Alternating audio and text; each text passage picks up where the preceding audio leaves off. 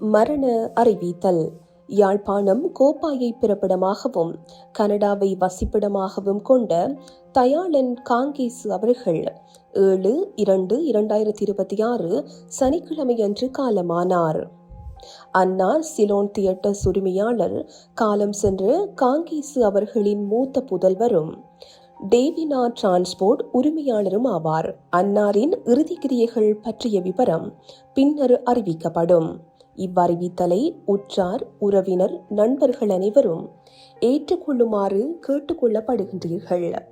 தகவல் குடும்பத்தினர் சகோதரர் கஜந்தன் +41 63 03 26 56, மைத்துனர் பிரேம் +41 69 99 28 01, சகோதரி கார்த்திகா +64 79 96 73 67.